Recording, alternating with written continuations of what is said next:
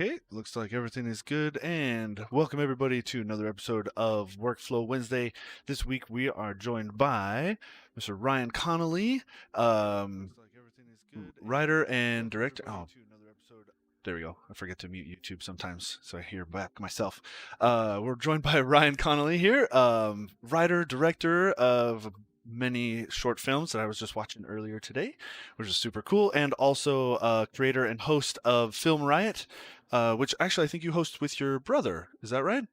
Yeah. Yeah. Josh will host every now and again. Yeah, and so that's full of all kinds of cool tips and tricks. It seems very more geared toward kind of the indie or smaller budget sort of almost yeah, I guess that's a good way of putting it. So just in case anybody at home doesn't already know, go ahead, introduce yourself, give us a little background about who you are and what you do.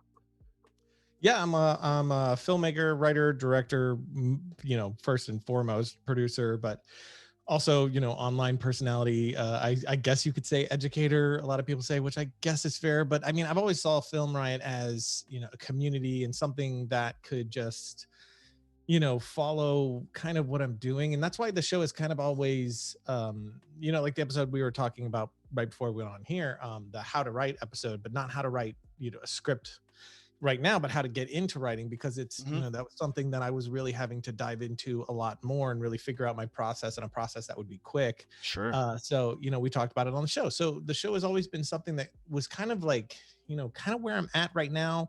And, as we've gone on, it has continued to be more like, looking back into the DIY and how you could do it right now. And even though sometimes we will do these much larger short films like Ballistic, you will still do a much smaller short film like Sentinel, which was, whereas I think like 3 Ballistic minutes. was like, yeah, I mean, even Ballistic was longer, but it was also just a massive production. We shot in LA and Texas. It was a 6-figure budget. It was 100 people on set when we were shooting in LA.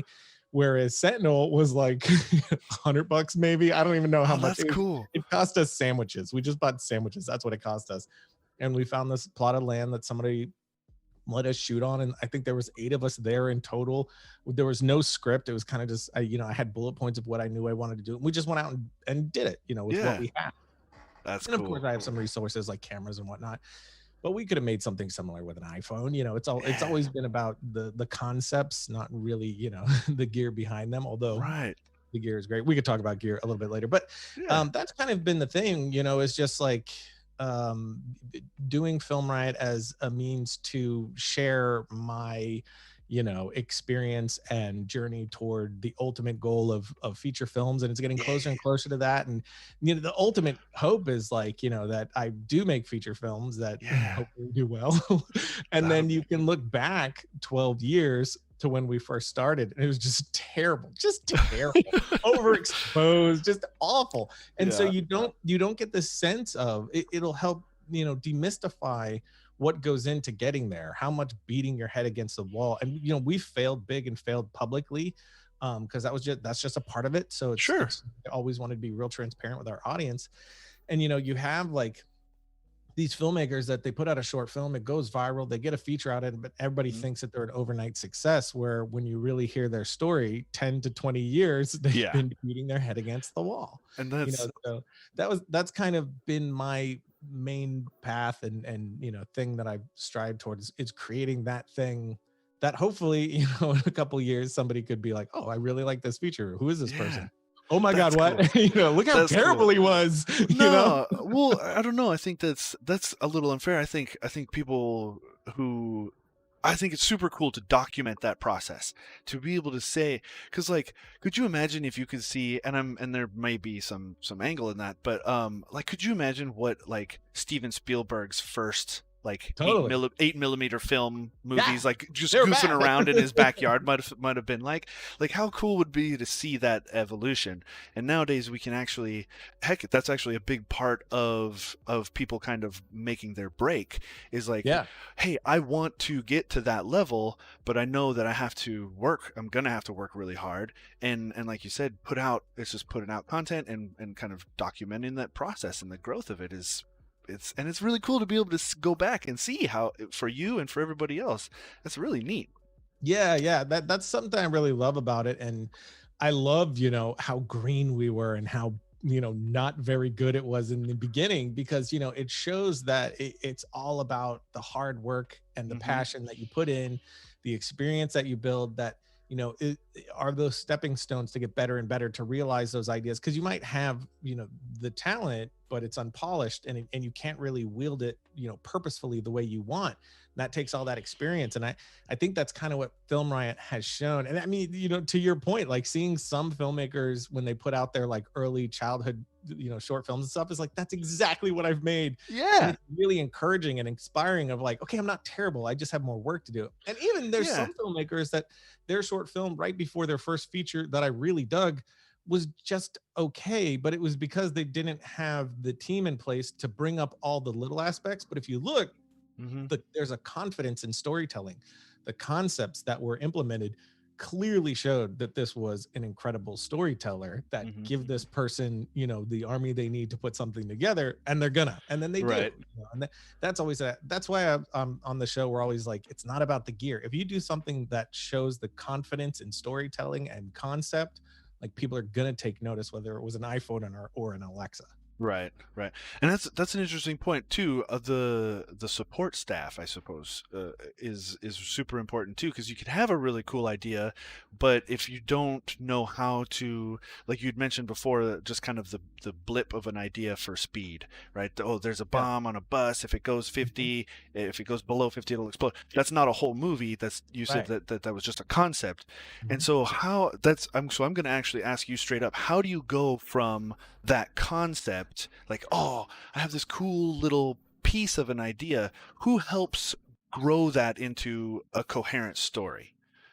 Well, it depends on what it is you're making, whether it's a short film passion project where you're wearing every single hat, or if we're talking about, developing out in Hollywood in the proper system. They're very, Hmm. very different processes, but similar in the same in a lot of ways too, though, which is interesting.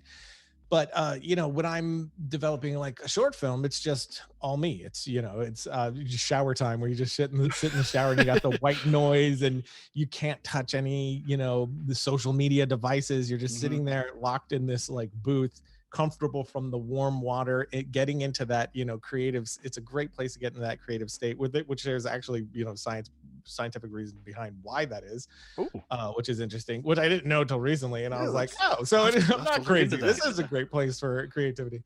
But just thinking on it and thinking on it and thinking on it and letting those lightning strikes happen, Hmm. then writing it and getting feedback.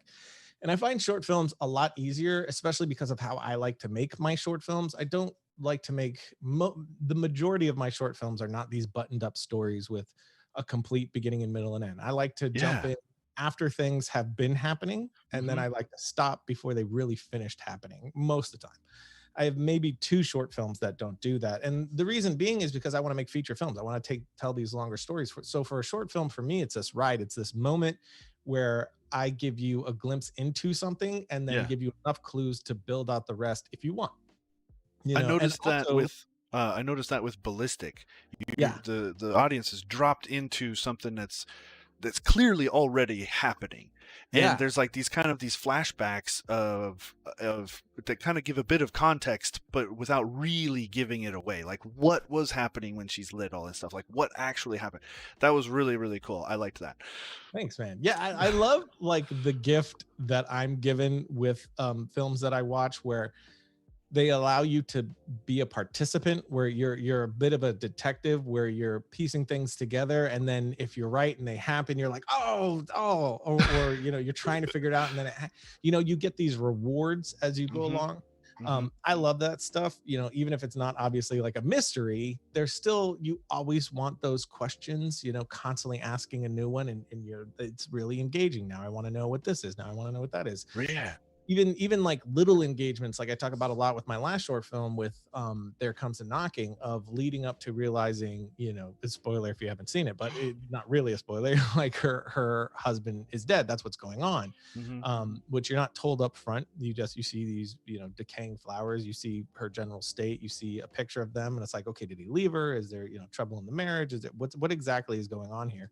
And then She's sitting in the room, she's clearly distraught, she's alone and lonely. These things are building to that. We just showed an outside, very somber, house look that, it's, there's a dreary, grieving sense to it. Hmm. And then he leaves her a message that he's on his way home, and it's like, okay, what, even more confused now. But then a friend leaves a message, and it's a couple days later because of the timestamp on the answering machine, and I'm Yeah. so sorry, I heard about John, if you need anything. And then she immediately hits back to play that message again, and when she plays the message again, it all floods. Hopefully the idea is that all the images we showed before, the bed in the beginning, half is made, half is unmade, Hmm. all these things, all of that comes flooding back quickly, and you register it all right in that moment. And even that, now she's probably done this several nights. She's sitting there listening to Hmm. the last message she ever sent her over and over and over again. And hopefully, that creates a ton of empathy for the character in that moment, but also allows you to be a participant in, the story. And it's stuff like that that really excites me and drives me to it. But that's not answering the question. The question is like, how do you build on a concept? and Right. and and that is a really difficult one. Often I like to build off theme, but it's not always how it happens. Especially, I'm pitching right now to production companies and things like that, and sometimes you just have a concept of like, oh, you might find this one interesting. You have all Hmm. these little, pieces of ammo in your back pocket of concept. And I pitched this one, and this certain production company really responded to it, but it was just a concept. I didn't even know what the vehicle for the concept was, meaning what really is the story behind the cool thing, Sure, the sure. the bomb on So, the bus, like you just brought up. Like, yeah. who is this about? Why is it about them? Why does it have to be about them? What are the themes? Like, there's all the most important parts are missing. So then it becomes that, like, well, maybe it's about this person, maybe it's about that person, until, I don't know, for me it just ends up feeling right. It's like, oh, of course it's about this person because of this, and then I can do this, and the theme starts presenting itself. And it's really once the theme presents itself to me, like I figure out what that Yeah. is, that everything kind of glues together. Before that, it's like, this would make sense, this is a good vehicle for this and to do these things. And you're doing sort of, what we've heard about, like Spielberg and all them sitting around talking about Indiana Jones, and like, oh, I want him to have this tank moment, and I want Yeah. this thing to happen, and that thing. It's not really about theme or story. It's about like, oh, cool moment, cool moment, cool moment. And then the real important stuff starts to find its way in. The meat of the Right. thing to find its way in. Hmm. And that has been on the longer form, the feature side, dealing, you know not just a passion project on the side that I did completely alone in my room, like Right. working over here with people.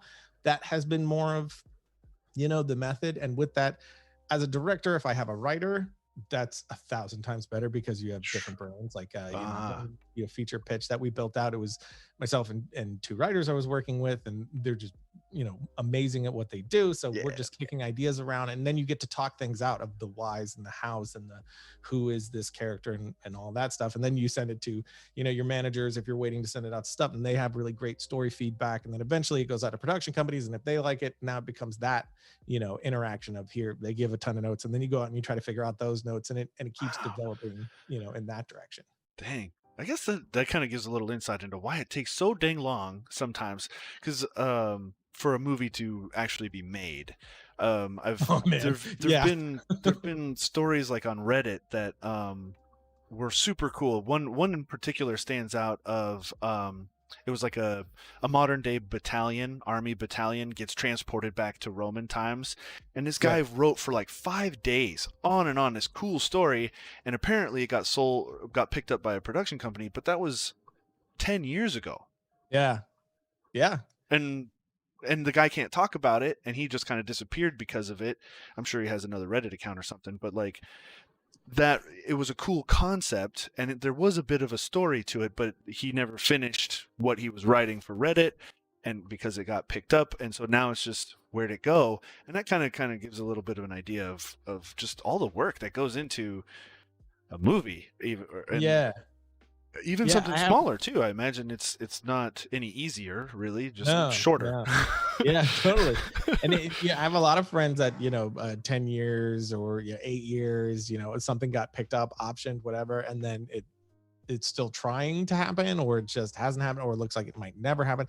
It's like the stars have to align in such an insane way, that I'm not the first one to say it. I don't remember whose quote it is, but it's like, it's a miracle that any film gets made at all, Sure. so, Sure. and there's a lot of truth to that. And even, dipping my toe into that world, it's like you definitely see that because it is a business. And then at the end of the day, you're talking about even on the lowest, end of something that's going to have theatrical distribution or, wide distribution, you're talking like millions of dollars. Right. And then there needs to be return on investment. And not only that, they're choosing storytellers, a director, writers that is like they're going to be able to handle this, deliver this, be able to keep this mechanism turning.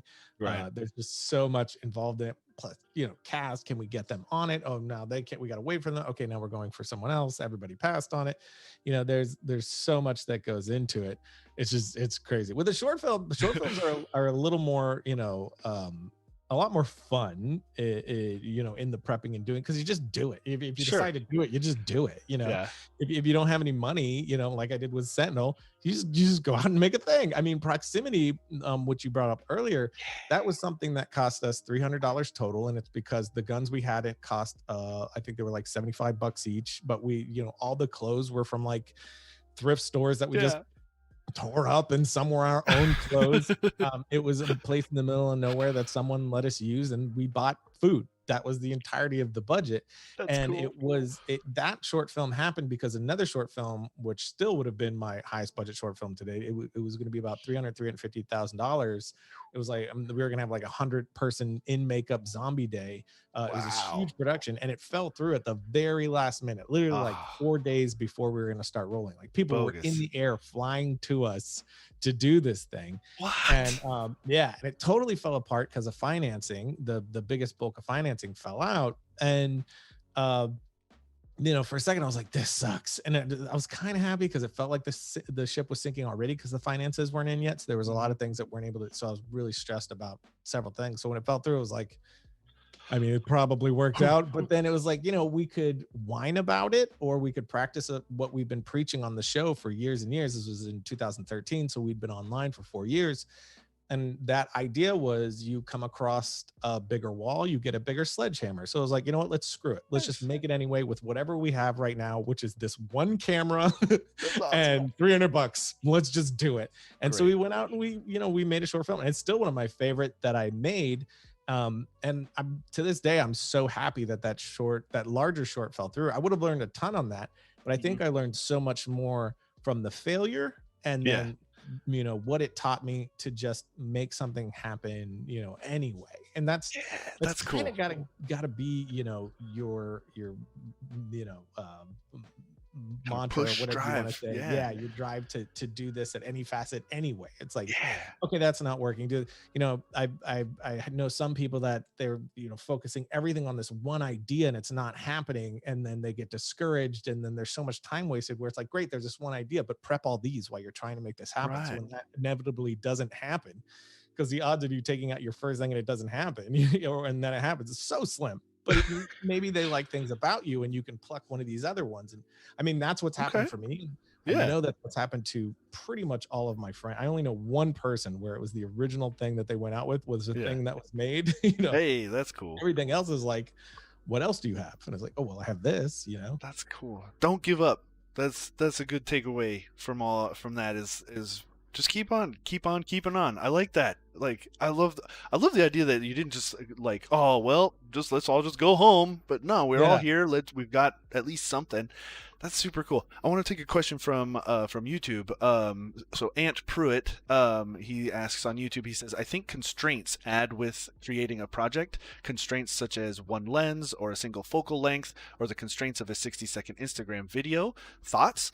Does this approach work for you?" Constraints always add something. I think there is like a thought process behind it that can be damaging if it's not right for the thing. Like if you're arbitrarily picking, like, he brought up lenses. So if you're arbitrarily picking up, a 35 millimeter lens, that's the only thing we're shooting on. But why? If there's a good reason Sure. to why that fits what you're doing, then absolutely. Like, we're Okay. going 50 mil because that's generally how the eye sees it. Because of the story that we're telling, we're going to stick to that viewpoint only because we want to make the audience feel X. If there's like a reasoning behind it, then yeah. that's great. And there's several films that have done that and it Mhm. works beautifully as long as it's something that's working for that. But as far as restraints go, in my experience, there's no getting around having them. You're Right. always going to have them. Even Ballistic, which was very large, we had a ton of people, we had a good amount of money for the thing, but we were only able to pull it off the way that we did because so many people did it for free. We got so Mm. many favors, we got so many discounts, we got so many loaners. We did the math on it and it should have been, I think it was triple to almost quadruple the budget that we had, but Wow. because of how scrappy we got, inventive we got in certain things, the way we built some stuff that we needed that we did not do properly, but we did it the way we wanted to. And the story was dictated by what we could and couldn't do as well. And even in the larger things that I'm currently doing, there are restrictions put on you right away. Like, you're a first time director. Here's what's absolutely not going to happen. Here's Mm. what could happen. And within that window, try for these sorts of things. This, we might be able to make that work. Or you go to a certain production company. You're like, hey, here's the thing that I want to make. And they're like, we like that. Here's the type of movie we want to make. Here's the type of movie we don't want to make. And, you get those things. And then it becomes, well, I'm okay with taking this concept in a few directions because the vehicle can change and the engine stays the same, and that's what really matters to me, right? So Okay. it could be the exact same engine in like a Cadillac or a Honda, but it's the same engine. It's going to run the same the way that I Okay. want it to run. So it's like, okay, I can be flexible there, with the icing. That's fine as long as the cake's the same, Yeah. to Okay. use another metaphor for no reason. Sure. Sure. And so there are those restrictions put on you, and then you can use that to find what it is, the movie that you want to make within that constraint. Mhm. And I have found that very helpful. Like, I was having a really hard time breaking this one story on my own, and that exact scenario popped up. Like, hey, we really like this concept, we want to do it with you, this is the type of movie we want to make, this is the type of movie we don't want to make. And I was like, okay, well, let me go and that finally led me to a place where I was like, oh, this is what it is, this is what I can do. And I was super stoked on it, and I brought that, and it was like, okay, we really like these things, we really don't like these things. And it's like, damn it, I really like those things. But then you take it back and you're like, you think about it, and you're like, oh, you know what? They're right. This is way better. Oh, So it's cool. even, Oh, neat. those types of things, which are restrictions, Yeah. that always end up, and it's always, coming up with an idea as well. Just the initial inception of an idea. If you have an entire universe of possibilities, what's the idea? You could do Yeah. anything, Yeah. but if you And start whittling that down and putting things in a very specific box, then it's like, okay, here's what I have to work with. And okay, that's why we've always, talked about on the show, if you want to make a short film, well, what do you have? Who do you have? yeah. What props are in your garage to use right now? What locations can you get for free right now? What of your friends are willing to do this right now?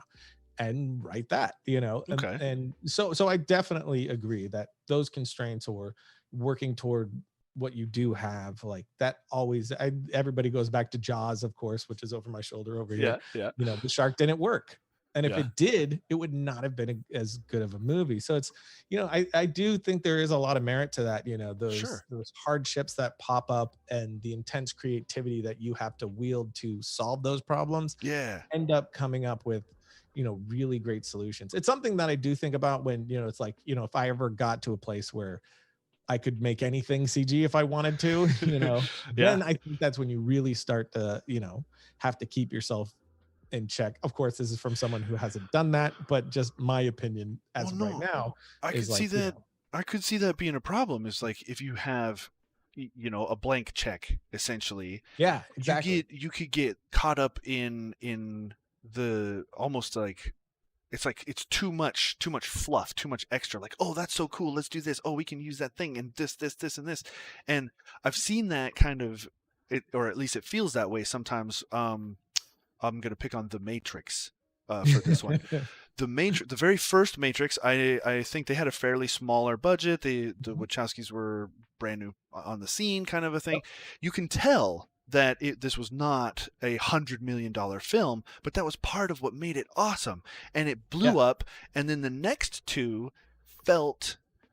I mean, the story was there, and that was okay, but like it felt like they were given a bunch of money, and they had to use all of it, or Yeah. they felt compelled to add in a lot of like extras that maybe they didn't necessarily need.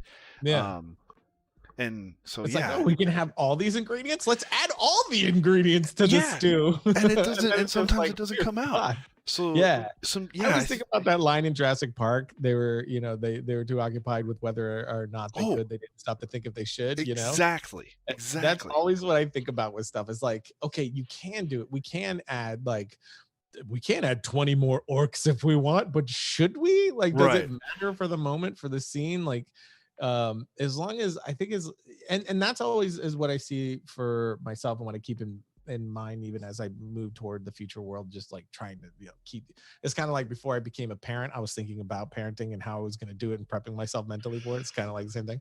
yeah, But it's like, as a director, even, with all my short films, it's like you're the bodyguard of the story. Your job is to shepherd the story from start to finish and, don't let it become what it wasn't supposed to continue to allow the story to be what it wants to be. And right, that does, often have to do with you allowing other ideas and changes and okay, yep, you're right, that's better, this is what the story wants to be. But that's kind of the director's job to do that. And I think that aligns perfectly with that. It's like, yeah, we could do that, but we don't need to do that. And there has been times even in Ballistic where it was like, that's really cool that we can do that right now. That's a practical stunt that sounds amazing and I would actually just love to see it happen, but we don't need it and it doesn't make sense for the moment and it would just be that's, flashy for flashy's sake, so let's not, hmm you know. that's, I feel like that comes from a place of humility. Like you have to be able to say, like, wait, hang on a second, yeah, we could, or like, just basically repeating what you just said, but it comes from a place of, I think, humility, or sticking to the vision. Yeah, Yeah, totally. yeah, Yeah, and not allowing the overexcitement of like a kid in a candy shop, right, right. You eat too much of that candy, you're gonna get a stomach ache. um so I wanted to ask a question about in particular, there was one on your website, I think it was called Hall Fight, Yes. Mhm. and it kind of ties back to what we were talking about, how you're kind of just dropped into clearly a story that's already like in progress. Yeah. um and so, and that's a similar theme through a few of your short films. Is that one in particular, and others in general, a part of an overall bigger, like you have a bigger plan, a bigger story, or was that the whole idea to begin with, like, I'm just going to do this cool fight scene and have this guy at the end? Some of them are, some of them aren't. That Okay. one is one of the ones that is like, this is just going to be cool because it's also like I've had like I had a 10-year plan and then I had a 5-year plan. And the 5-year plan is the one that really like was built on the back of like experience and actual knowledge. So it's like, okay, here's what I need to do to be where I hopefully want to be in 5 years. And Hmm. Ballistic was actually the end of that 5-year plan, and it ended up working, thankfully. Hey. I remember telling my editor when we were doing Ballistic, Lucas Harger, I was like, man, if this like doesn't get any attention, I got to start a whole new 5-year plan. Oh no. I got to figure something else out. But the one you're talking about, Hall Fight, was a part of 5 short action scenes. I mean, we Mm. call them a short film, but for me, it's like this sequence. Yeah, yeah, it's DJI clearly hit like me a up. chunk out of a Yeah, story. Yeah. yeah. And DJI hit me up and they wanted me to do some stuff with some of their gear. And I was like, I don't want to just do gear reviews. Like, what if I go Hmm. make some action scenes? Because I've been trying to I had a friend up in Vancouver who, amazing stunt performer and coordinator, worked on, Flash, Game of Thrones, tons of film. He was the stunt Fancy. coordinator for The Flash. And when we went up there to shoot it, I think it was either World of Warcraft or the last Planet of the Apes film. I think Okay. it War for the Planet. I don't remember which it was. It was one of those. And he was going to be working on BFG after that, and it was just like, oh, I have to direct these people. Like this is Wow. crazy. But the whole idea behind that with a lot of my short films is I'm doing it to either, here's a calling card, here's what I can do, Hmm. or it's a class for me. it's another film school for me, and it's going to be Okay. fun, and we're all going to be happy with, it's something we all have to add to our reel, and the audience is going to dig it, and we can use it as something that's educational, that's teaching what I learned, Hmm. Hmm. but I'd never worked with a stunt team before, and that taught me what it is to put together an action sequence with a group of professionals, if that's what they do. How long does it take? What do I as a director need to keep in mind? How can I best work with them to, get them to be able to do the best work they can possibly do? And that's always been a big factor for me, is like every short film is really honing in on something I didn't feel like I had enough experience to be, the director I needed to be, which is somebody who can come in Hey. to set you up for what you're doing to the most success possible for you, and let you shine in that position. And to be able to Yeah. do that, I have to understand the job that you're doing, how you work, and how you need me to work with you, Yeah. and also, really helps for being able to create an atmosphere and construct something to where I am getting what I want from the vision I'm trying to, the story I'm Yeah. trying to tell, the vision we're all coming together, how to communicate before time, these are all the, so those were like, one is really fun. It's really fun to shoot action. I think it's Sure. one of Sure. the most fun things to do. It's one of my favorite things to shoot. But two, it was like very strategic in that I was gonna go learn this, Hmm. and create something fun. And Yeah. my favorite was Hall Fight out of those, because that and Bar Brawl was a blast. The lead in Bar Brawl actually is the stunt coordinator, Trevor Addy. Oh, uh, he's great. very He's cool. so great. We called him Kung Fu Panda while we, Yeah. while we were I. shooting I that scene. that's perfect too, because It's so that great. was a great little clip. Little clip. That's fun. Thanks. Yeah, but Hall Fight was super fun because we used that Osmo, that handheld camera. Oh, So sure. it's just like I'm running around with just this handheld camera with this very small camera on top. Yeah. And so I could No really get in way. there in a way I'd never been able to before. So we were able to construct that That's fight scene amazing. where, like, in a big Hollywood production, sure, you can do this stuff. They have all the toys, but on the level that I'm doing stuff, where we're sub $10,000 every single time, like, no, you don't, you don't have access to that That's stuff. cool. With that tiny little camera, we were able to do stuff like, he brings his arm up and we follow it all the way around to the block and then back around, and, really get inside of the fight in a way I've always wanted to, but never really been able to. So it was that too, like, that's the great thing about short films, is they're like safety net trial grounds. Like, try Sure. things. Like, here's an idea, this would be really cool and I think would work. Sure, try it. What's the worst that can happen? It doesn't work that well. Like, Yeah. it's a really great trial and error place for filmmakers to live. Yeah. That's a perfect segue into a question that we got from Twitter, actually through Periscope. I may not say this correctly, so I apologize. Mir Chaimowitz. I know I didn't say that. He asks, "What if you already created something and it doesn't go well with the edit?" I feel that way every time. Like, in the beginning, the first cut always makes me like have a mild heart attack. I've gotten a little better with it now, because as you do so many, like I've done 16 public short films now. I think it's 16. That's what it And says on that's your not website. counting. Oh, okay, then yeah, let's go to 16. And that's not counting all the sketches we do for Film Riot. We've done a ton of, like, Sure. we call them sketches, not short films, and some we've done where it's like a minute, 1 minute horror short, 3 minute horror scene. We've done those. I don't count any of those. Sure. And then I don't count anything that wasn't public. Like, I count everything from Film Riot on. Okay. I did, like, God knows how many before that, like 50 plus for sure.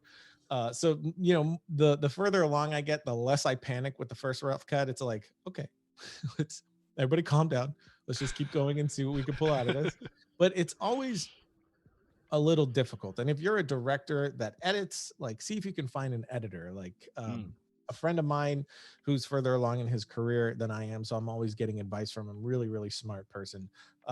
He was always telling me, like, get an editor. And I do edit, and I've edited other people's work, so I do consider Sure. myself a director who's also an editor. Hmm. But that so when he was saying get an editor, I'm like, what are you saying? I'm a bad editor? Like, But then when Ballistic happened, that was the first time I worked with Lucas, first time I got an editor. And it was because we had like 8 cameras at one point, 6 cameras at another, and 3 to 4 pretty much at all times. So it was going to be a lot of footage, this huge thing. And I knew, man, I'm going to need somebody to help me wrangle this. This is going to be nuts. So I was Yeah. like, let me just try, and I found him through a friend. And how much you can disconnect yourself from the thing that you're doing and be more objective about the thing is insane. It's Okay. insane with not having your hands on the tools and not pushing every, one and zero, not every little tweak. You don't know how hard it was to put together that little moment that's not working. So it's no Mhm. problem to you to be like, that's not working. Let's do something else. Yeah. But not only that, Lucas brought so many ideas and so many perspectives that I never would have had otherwise because he understood what I was trying to accomplish. So he brought in different ways that we could get to that same goal that would work a little better. Your cinematographer does the same thing. Your actors do the same thing. It's all the same thing. So I've found it incredibly important to divorce yourself from the direct connect to those things. It's why I'm Mhm. not my own DP. It's why I mean it's not the only reason why I don't act in myself. I can't act very well. So that's why. But like, it's why I don't do a lot of the roles that I could do, Yeah. but I shouldn't. So that definitely helps. Like finding someone to collaborate like that definitely helps. There's stock footage. Just look at what you have.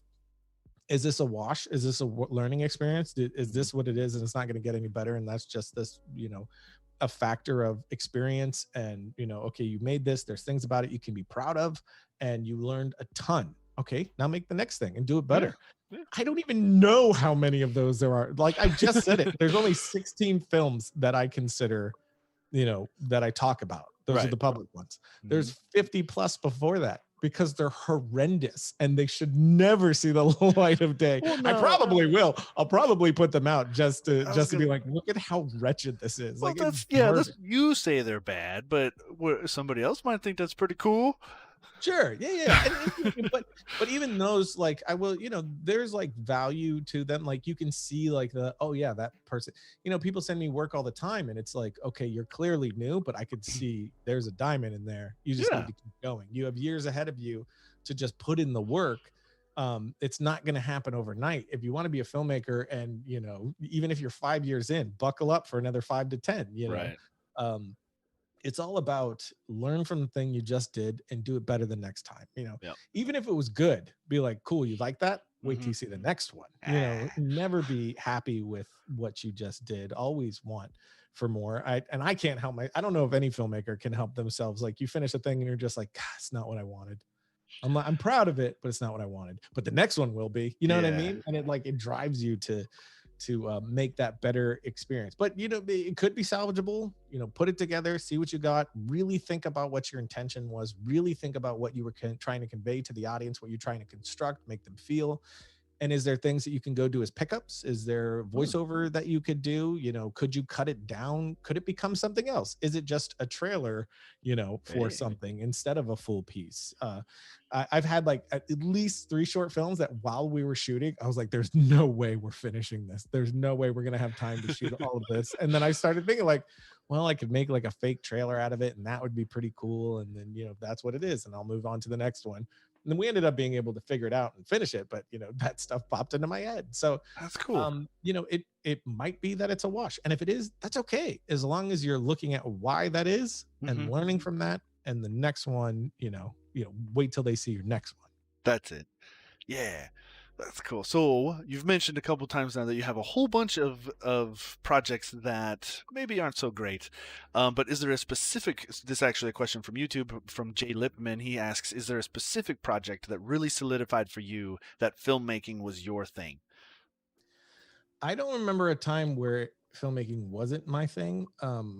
I have that sickness that a lot of my filmmaker friends talk about. You can't help. There's no way you can't do anything else or you'll be depressed. Like if I couldn't do this professionally, I would have to do it as a hobby or I would Hmm. just be depressed. It's like I always tell the story like I was getting like super burnt out. Like I was working around the clock and for quite a while, just burning the candle at both ends. And I was getting really depressed and very snippy with people. And my brothers were like, dude, vacation, go take one. I hadn't taken one since my honeymoon. So it had been Oh like, wow. 7 years or something like that at the time.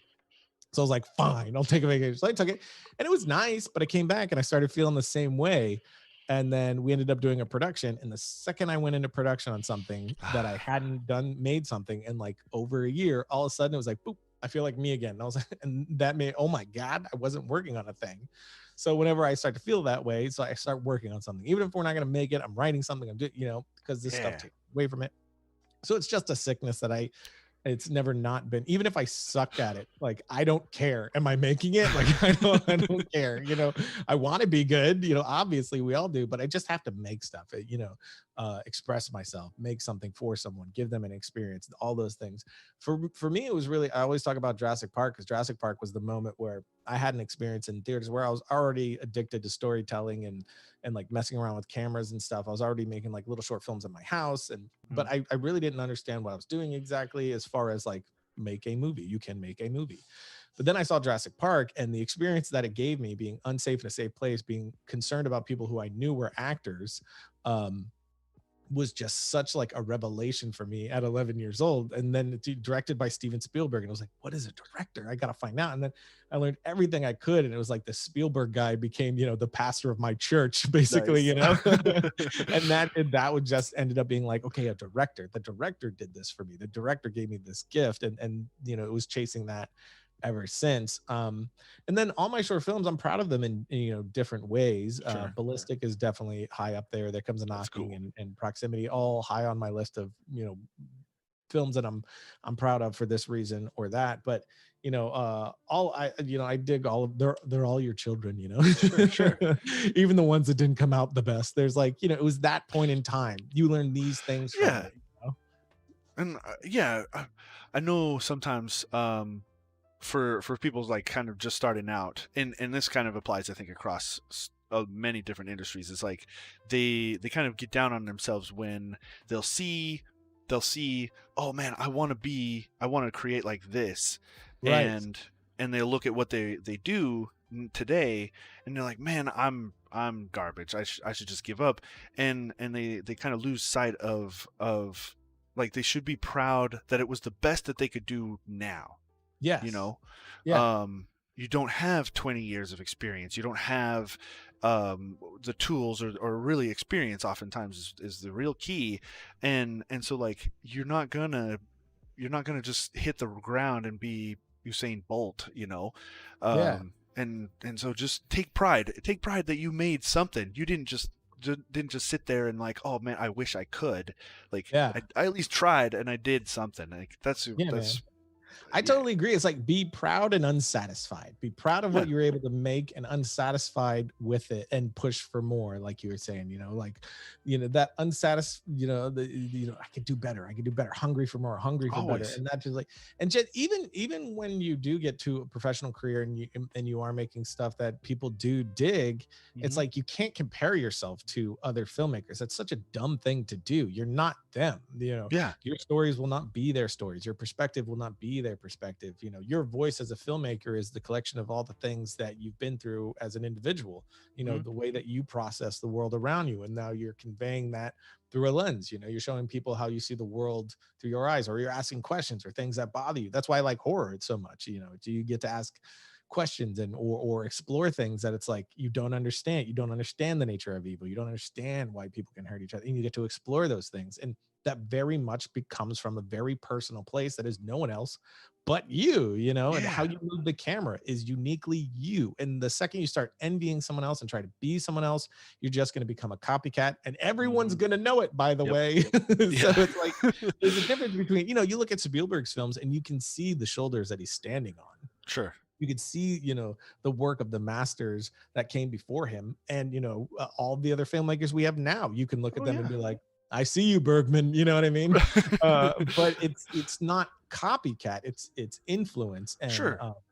the education they pulled from those things, Yeah. but now it's uniquely theirs. Hmm. It's like, I was a huge influence on my little brother. He's 10 years younger than me, and he's worked for me for the past 11 years, so I've been a very big influence on him. So there's a lot That's of cool. things about him that are extremely similar to me, but he's entirely different from me. He has different Hmm. experiences, he has different viewpoints. So, we argue, we don't agree on it, so it's like, even when you are directly influenced by something, someone, it will still, if you allow it to, morph into something that is uniquely you, and that's what your voice is as a filmmaker. So it's, making sure you're not doing that, like peeking to the left or to the right, especially in front of you, because that's just embarrassing, or Right. depressing, not embarrassing. But look at the the masters that inspire you. Break down their films. Why did it affect you the way that it did? Don't copy, everything to where it becomes 1 + 1 = 2 for you. Right. Just try to dissect what was their methodology and the thing that they were creating that ended up pulling out that emotional reaction, Hmm. and chase that idea, because that will Yeah. become your own lens. Kind of something you mentioned before we started was the why behind it. Like, Yeah. why was I so concerned for these characters even though I know they're actors? Why am I getting, like, before we joined the call, I was watching oh, now it's past my brain because I'm a forgetful guy. Tell. I was watching Oh, Tell. yeah, yeah. And I'm not finished, but I was into it. I was looking at my other monitor. And it's only a 30-minute thing. And so, but why? Like, why is it working so well for such a Yeah. short period of time? Like, why am I so invested already in a 22 minutes worth of film? And that's super cool. I don't. Those are questions that are interesting to me. Though I'm not one to walk that path. I think that that's the sort of thing that an aspiring filmmaker would need to follow, and that's Right. really because I love to give myself over to the story. Same. I'm I like to suspend my disbelief. I'm in it when I watch a movie, especially horror films. I want to go for this ride, and I don't question it. I tend Yeah. not to pick it apart. I don't. Some of the weirder, like, slasher movies are kind of silly. Like, why did you go in the basement? But, Yeah, like, that's the bummer when it won't let you do that, because I'm the same way. Like, for a while, like, once I really, like, especially after film school, like, all the little ins and outs of how it was made, so you like hmm. you can't turn your brain off while watching it. But then eventually you learn to turn your brain off Oh, while that's watching cool. film, and you're able to do it again. Yeah, And then yeah, so it becomes, so I'm the same way. I love to, like, shut it off and just, like, give yourself over to the filmmaker and, like, yeah, take me on the ride you want to take me on. So it becomes such a bummer when it won't let you, yeah. when it's like forcing you to be like, what? Right. It's like, come on, man, you had me. Oh, man. Let's see. Hang on. I want to see if there's any questions from the audience before I touch on another question of my own. Jay Littman said Spielberg is to Ruan as Walter Murch is to me. I don't I'll take it. recognize. Okay. Okay. Well, okay. So you mentioned Spielberg and Jurassic Park as kind of a beginning of that sort of the birth of your filmmaking journey. Who else? Are there any other idols or, that you look to or kind of inspire you? Sure. Like, the biggest list ever. Like, there's so many that are Top five. unbelievable. Top five. Oh, it's impossible. Like Hitchcock, Fincher, Catherine Bigelow, the way she builds tension is, for me, unlike anyone else, and just absolutely incredible. Ridley Scott, Tony Scott, the list can definitely go on. Scorsese, obviously, Coppola, a lot of the very, very obvious ones, Sure. but even, more current filmmakers that are, like the Safdie brothers, what they've been doing, like Uncut Gems, was Oh. mind blowing to me. Ah. Like, what they were able to construct, and the chaos, the orchestrated chaos that they were able to construct, and build tension in a way that, often you're told not to build it that way, but they kind of just, like, pulled the pin and let the grenade slowly go off over the course of an entire film, Yeah. without really any ups and downs. It's just a constantly building on tension. Just amazing. It was a masterclass of filmmaking. Robert Eggers, Ari Aster, newer filmmakers that are just making really incredible work that inspire me a ton. But then, of course, the older masters as well, that I already mentioned, that we all idolize quite a bit. But I would say, Spielberg, Hitchcock, Fincher, and Bigelow are probably, some of the biggest influences on, at least, how I, make films. Paul Greengrass is another one that, like, there's little seeds in there for me as well. Just the Bourne films, Those are Patrick cool. Phillips. Yeah. Yeah. So there's quite a few. I need to make a list, and then it could just be the next. We'll do another one, an hour long, and I'll just go down my list for a All full right, hour. I'll go make a sandwich. It just crash all over all these incredible filmmakers. That's, yeah. I can see where there's a big influence all around. Yeah. Yeah. Yeah. So we do have another one from YouTube. Hakan Broderlund asks, oh, there it is. He had a little preposition. Ryan, do you feel focusing on YouTube has limited you to be accepted in traditional filmmaking, like Hollywood? Not at all. Maybe 10 years ago, people Mhm. would have frowned on it a touch, but probably not, because it's, there's a difference between, making vlogs and making films, Sure. and I make short films and I put them out. So that shows, here's what I can do. Film Mhm. Riot sketches. Yes. If that's all I put out, yes. But then I'm not putting out what I want to make. I'm putting out what I want to make for Film Riot, not what I want to make for film. I don't want Okay. to make like a 2 hour long Film Riot sketch, as a feature. Sure. The short films I make are the type of films I want to make. Okay. Some of them are comedy, but they all have a genre lean to them of some kind, and they take Mhm. themselves seriously. And those are the films I want to make. So you put that out, and you're showing who you are as a filmmaker. So there's two sides to it, and I have never felt or found any issue with that. I mean, when I early days of starting, I think it was like 2010 is when Dan Trachtenberg released his Portal No Escape short film, Mhm. and that got him so much buzz in Hollywood. And he ended up, selling a couple of projects he was developing, and then a few years later, that turned into him making 10 Cloverfield Lane. So, and that was from a short film he put on YouTube. And by the way, he was somebody who did an online show, the Totally Rad show. So he was in Ah, the same network that I was at the time, Revision 3. That's where Film Riot started. okay. And that's where we became friends and learned of each other. And then he went on to make it. David Sandberg did a ton of stuff on YouTube. So I don't think it does at all. Mhm. If anything, it helps because you have an audience and stuff. Although nobody brings that up. It's like nobody cares either way. What they care about is, are you someone are you a confident filmmaker with a Mhm. unique perspective and a voice, and somebody who understands how to deliver something to an audience, how to tell a story, who isn't just going to make something with a lot of bells and whistles, but something that also has, thematic weight to it. And, what's your work? Let me see that. That's what they care about. Sure. I think there's been maybe two meetings out of like 25 where they brought up Film Riot.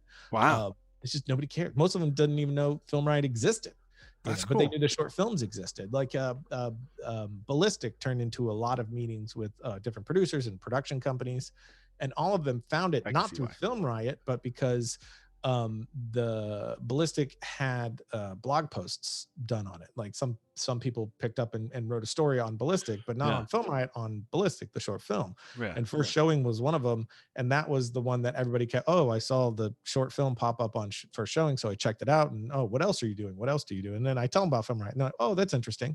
So anyway, did you have an idea for the feature version of it? You know what I mean? Like they That's don't care. cool. They don't care. That's cool So though. really, what Film Riot has been for me is something that allowed me to do what I love and allowed me to discover another passion, educating and Mhm. creating that community. Um, and it was a motivator to constantly be creating. I always liken it to, and it's why, like, it's a big piece of advice to younger filmmakers or filmmakers first starting out is, don't put all your eggs in one basket of a 20-minute short film out the gate. Do Mhm. little things, make a ton of little things and learn from each one, and then do bigger and bigger and bigger. And I always liken it to when you're learning the guitar. If you learn on the acoustic, which I learned on the acoustic first, when Mhm. you go to the electric guitar, you're like, oh my God, this is so easy. You know what I mean? So it's like, it was kind of like that when you're making films with next to nothing, and you're Yeah. doing it all the time, and you're coming up with all these solutions. You're packing your filmmaker toolbox full of ideas and full of problem solving in this DIY way. You take that to the larger stuff. Like the biggest one we've ever did was Ballistic, and I still Mhm. brought so many Film Riot ideas and bits of DIY problem solving to make things work and to fix things quickly. And Yeah. building that experience, that constant experience, constantly trying new things, really does that. And Film Riot very much gave me that gift and helped me figure that out. So it was happening before I knew it, and then I was like, oh, that was great. Hey. So it's only been good things for me. I don't think it's hindered Good. really at all, because it's allowed me to learn in a lot of different ways and get Yeah. feedback from an audience, and propelled to in the direction I was hoping to go. It's cool. Right on. So, One more, and this will be our gear question, because I know we were kind of dancing around that a little bit early on. How does your gear for YouTube compare? Oh, I'm sorry. Let me start over. This one's from YouTube. This is Garrett Reviews. He asks, "How does your gear for YouTube compare to your gear for filmmaking? Is it worth having the same production quality for YouTube?" They're pretty similar.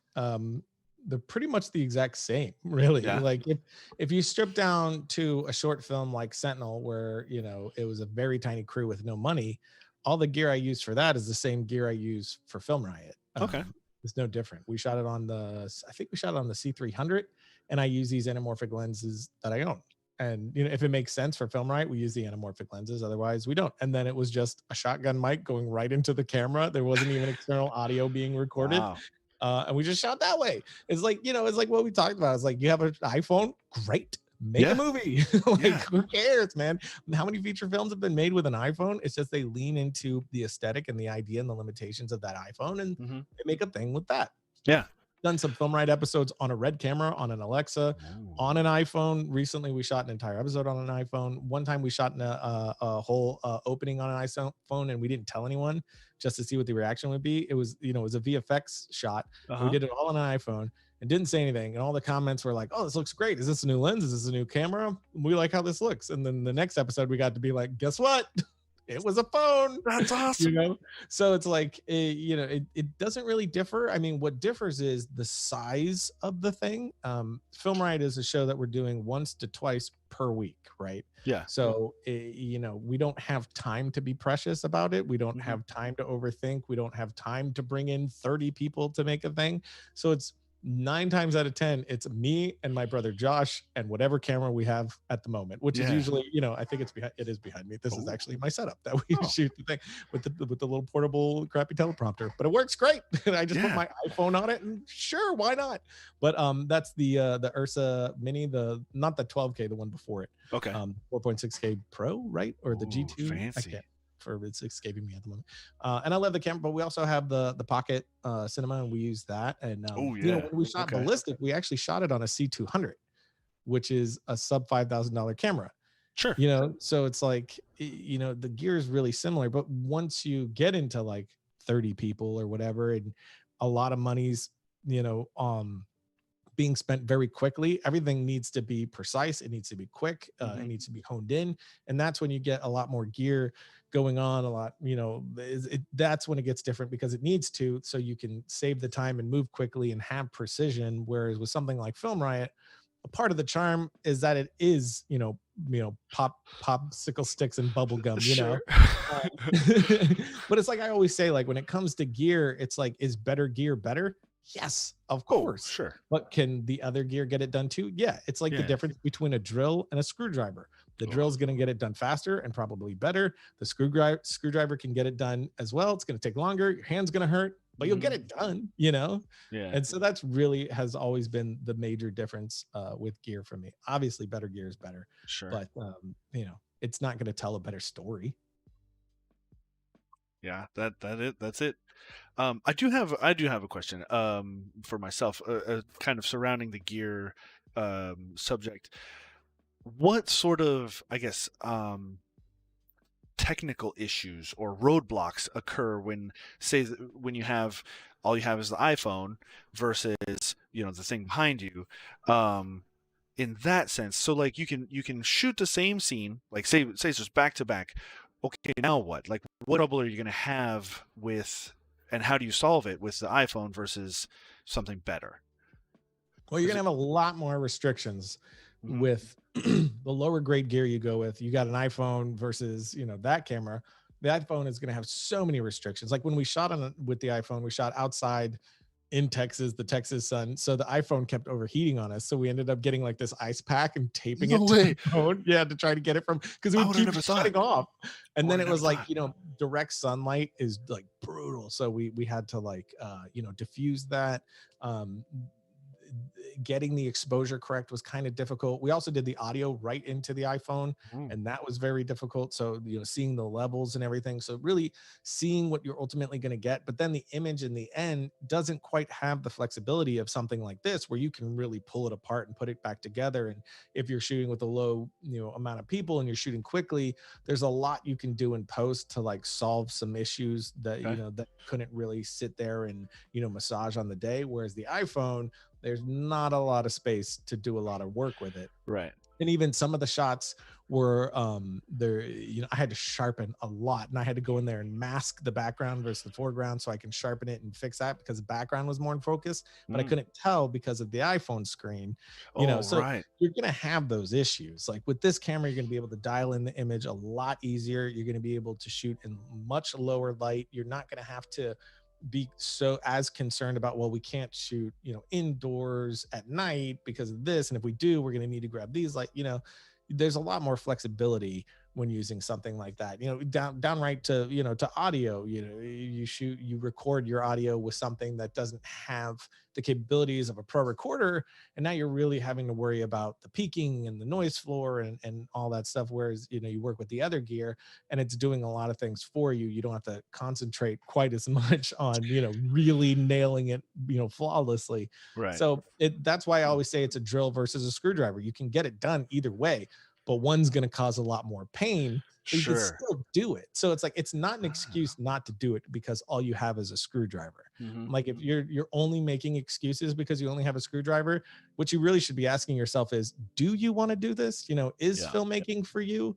Because it's like, in the early days for me, it was shooting on a VHS camera and then editing the entire thing in camera. Every start and stop of the camera Wow. was my edit. There was no editing, so I would Wow. listen to whatever music I wanted to put to it and find the pacing in my head, visualizing what I was going to do over and over and over again, and then go do it.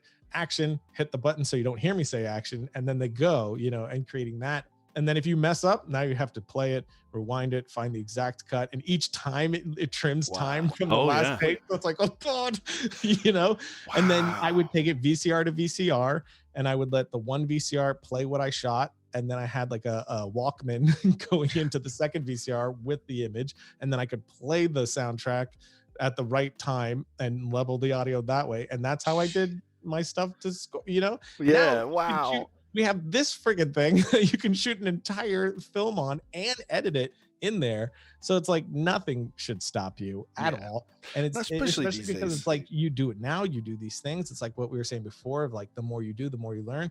And this iPhone turns into a DSLR, turns into a larger camera like this, turns into an Alexa.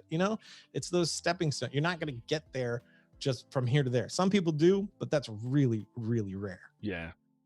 All right, we're gonna wrap up here in just a second. I'm gonna take these last two questions.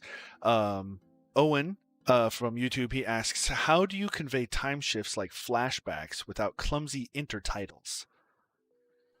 I think the audience is really, really smart. We're fluent in film language now, Mhm. which can be it's something that you have to keep in mind. For one, you're not dumbing things down because then you're talking down to them, and Mhm. we all know when we're being talked down to. And then now we're ahead of the filmmaker because the filmmaker had no confidence in us. So now we're like, yes, I know where this is going. Just get there. You know what I'm Yeah. talking about. Yeah, that's happened sometimes, sure. Yeah. Uh, So it's like that's been a big pursuit of mine of how little can I tell you and you still follow me is like mhm. has been like a big pursuit. Like there comes a knocking, the thing I talked about earlier, that was a part of the thing. Like, can I just say these things and then it operate the way I wanted to? Sometimes I got more comments of what was that than not in the past. And Mm. so it's been a learning experience of like how are people going to respond to this? And again, that's what's great about short films and sketches. Sketches have helped me a ton with that, of doing so many things to like really figure out how people are going to respond to the thing that you made. Yeah. But with ballistic, there was just a different vibe to it. There was a different color palette. One was night, one was day. Mhm. Color is a very obvious one to shift to. Sure. How you transition to it is very, like, we never expressly said that the woman in the daytime action bits was the younger girl in the past. It Right. is the way that we cut to her that visually told you in the Mhm. film language that, hey, this is her, Yeah. you know. And we never said her name in the future either. So it was up to you to decide that that's what that was.